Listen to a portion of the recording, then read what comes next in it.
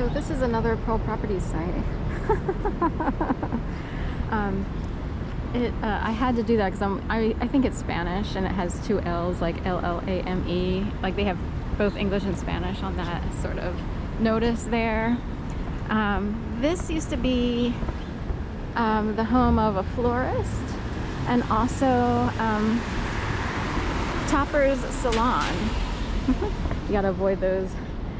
I've been around the city long enough where, you know, you feel like you're Carrie Bradshaw in Sex and the City, and she's wearing a dress and a bus goes by, splashes water up on her, and the music goes doo-doo-doo-doo, you know, and she's you know, she almost looks like Marilyn Monroe trying to keep her dress straight while this, you know, turning to look at the water splashing on her and all that stuff in New York City. So anyway, that is, you know, whenever it rains, it becomes a goal to remember. And most people walk around and they don't think about these things, to remember to stay away from the, you know, flooded corners or stuff like that. So Pearl Properties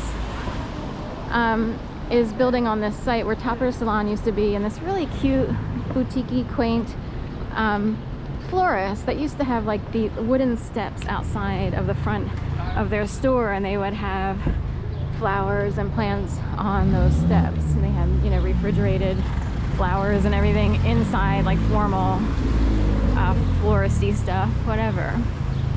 Mookie. Yeah.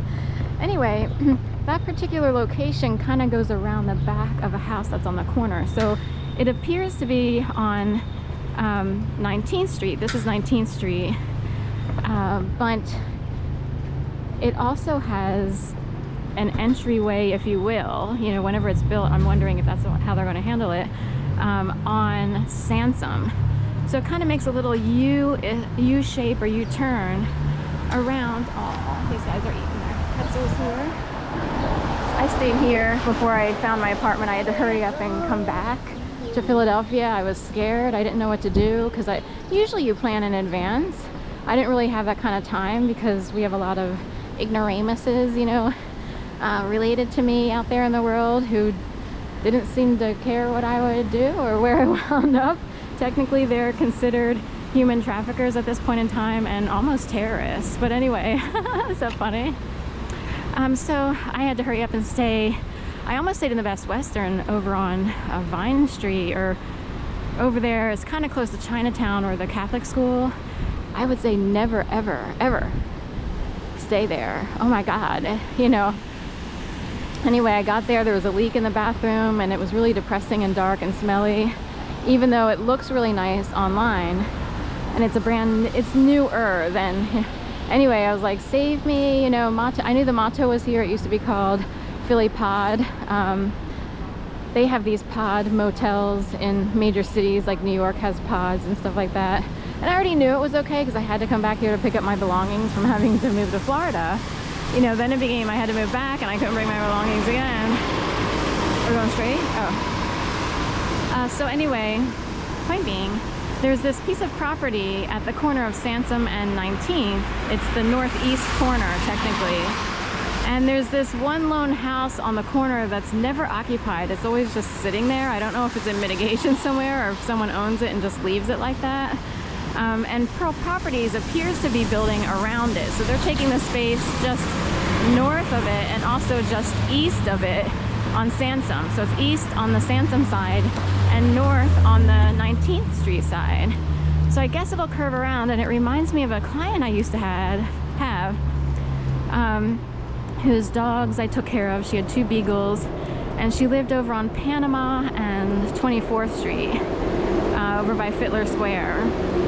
And her property curved around the back of like 1 or 2 homes that were situated on the corner, and this would be the northwest corner of Panama and 24th. So Judy Wicks, you know, and she started, owned, managed, and you know, she was the person who created White Dog Cafe over in West Philly. And there's another White Dog Cafe in another location, I believe.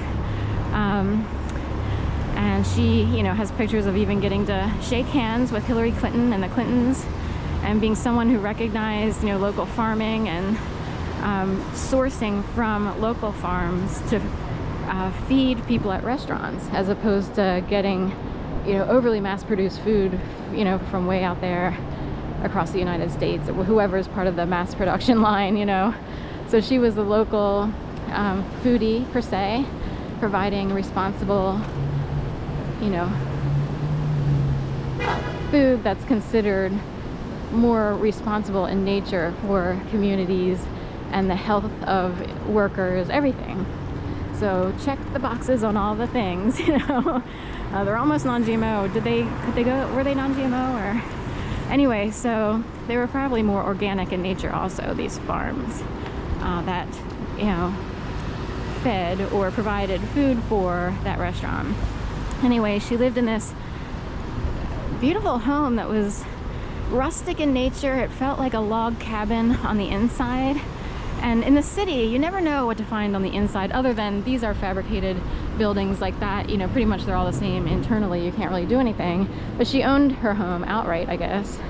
And the interior was just like you were in the Poconos or in the Alps or in Colorado at a ski lodge, or, you know, that's how I pictured it. It was all wooden, log cabin, beams-ish on the ceiling, and I think it was made out of oak or teak. I don't want to say oak for some reason. Anyway, so every time, like if you were on the second floor, it was built in such a way that you could see through the cracks to the first floor, and if you were on the third floor, you could see through the cracks to the second floor. It was made that way, and the wood was incredibly strong. It's like, this stuff is hard. I don't know if it's teak. I'm getting cherry. I don't know if that's accurate. Whatever the hardest wood is you can find from, I don't know, the redwood forest or whatever. That stuff is indestructible. And anyway, she recently sold it. And it was up for sale for not that long, like less than 9 months. I think less than 6 months even. Hammerman, and it's through, I forget the name of the realtor. And I walked by one day and go straight. And I realized they were breaking down, demolishing, you know, the interior of the home. The exterior still looks the same, and it's like, wow, they had to really break through. So anyway, what a change there. So I'm sure she wouldn't want to witness all that, you know, wherever she's older now and wherever she lives. I don't know, everybody sort of has a sentimental attachment to their homes, so but she was tired of it. It was an unusual home. You know, she had like a big open shower, sort of showering area upstairs, like in her bedroom. It's hard to explain. Everybody has a little bit of eccentricity, you know, if they have a modicum of money to live in the city. So anyway, or if they have a lot of money, but whatever.